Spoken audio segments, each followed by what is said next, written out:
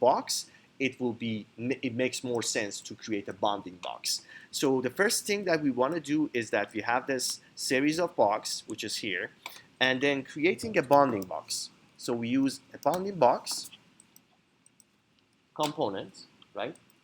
And then the bounding box component receive first the geometry as a list, the content as a list, and it give you in the bounding box as a list as well. Again, because this is like all brick, it doesn't make sense, but eventually we get into the complex form, and that makes sense. Now that I have that, what I'm looking for is that I'm trying to basically assume the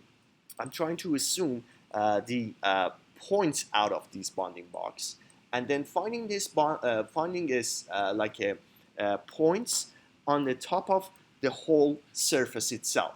So in order to do that, right now, if I go back here, what you see is that the bounding box right now it's almost all around this little cube.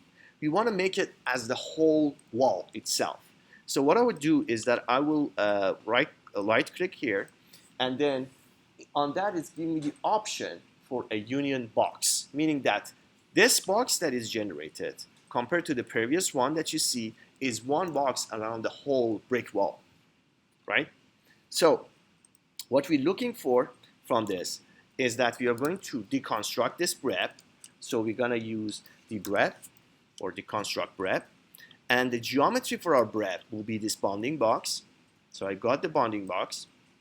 And if I look at it, it's just composed of different plane, X and Y. Oh no, not this one, sorry. Deconstruct breadth. Deconstruct breadth. So I'm going to get the input of like a breadth. I got the faces, I got the edges, and I got the vertices of all the points. What I'm looking for right now is just getting the surface. So I'm going to use item.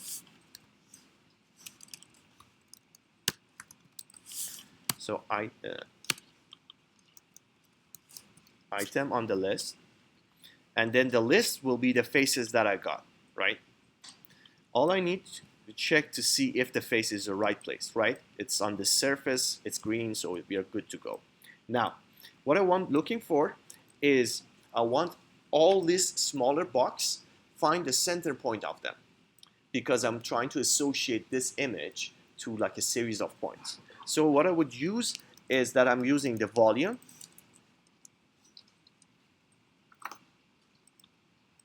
Not that. Volume. And then getting the geometry, it gives me the volume, right? The volume of each of them, and also the center point of them. Now, the second part that is easy is just finding a closest point to a surface. So I want surface closest point, right? So surface closest point, the points I already have it. It's coming from the volume, right? That goes here. The surface is the surface that I got from the item, and it goes here. Now that I have that, I use this UV as the like an input for this image sampler that I have. If you recall, when I open the image sampler, it's giving me a lot of different channels. It's the domain there is the start from 0 to 1. I can adjust those domain as well. So either X and Y, I can adjust it.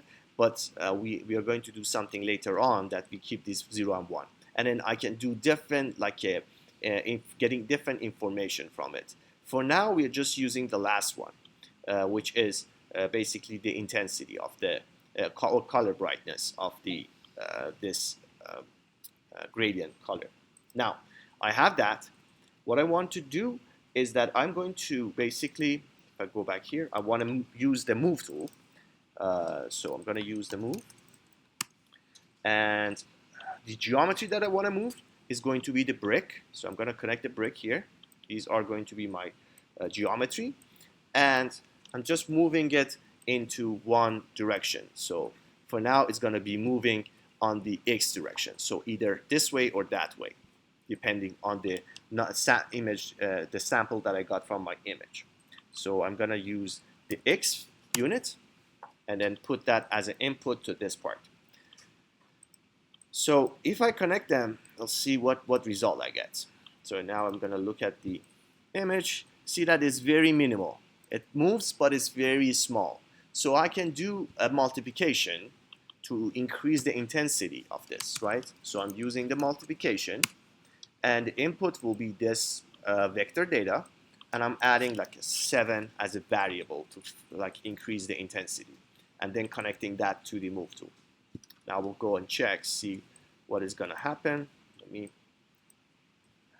turn off this geometry first so it doesn't interfere with our view. Now if I zoom in here, see that it's moving much bigger than what it was before. Now, if you recall, one of the things that we have to do in order to get the more correct result out of this is that making sure that the UV that we get from the surface is going to be between 0 and 1. Right now, the item that we put into the surface, it's not parameterized. So what I will do is that I'm going to right click here on the surface input for this closest point and make this reparameterize. Now if I go back here, you see the move will be more realistic than what it was before. So let me just turn off. I think that I have another piece here that interferes with everything. Let me see what item I have to turn off. I think that let's select everything we have and then just preview off. Yeah, okay, better. So now you see that I have like a more, the movement is much more sense, and it looks like it's more based on the geometry that I have. Okay, now the second thing I want to do is just doing the rotation. So I'm going to go back here and I'm going to use the rotation and use the rotate. The geometry will be the same geometry that I have. The rotation is going to be the factor I got from the image sampler. But again, the problem is that it's not in high intensity, so I'm putting the intensity to it. So I'm going to get the output of this and multiply it by 2020. And then put it here. Let's put it 2024, the year that we are. 24. Okay. Now, I will use the radian to convert this variable to radian, and then adding it to here, and that's going to go for the part here. Now, what is missing here? The center, right? Or the base for these rotation. If you look at it, it's just kind of haphazard. See the difference right now? Now what I need is making sure the center is in the right place. So I'm going to use the volume as a center and then place it back here. If I go back here, it's more, it makes much more sense than what it was before. Again, I want to see what the result looks like, so I'm going to select everything and make the preview off. And if I want to see a more, let's say, better view of it, I can use custom preview with the color switch, and then put this here, and then connecting this material to this. So that will be the result of this using the image sampler and the bounding box.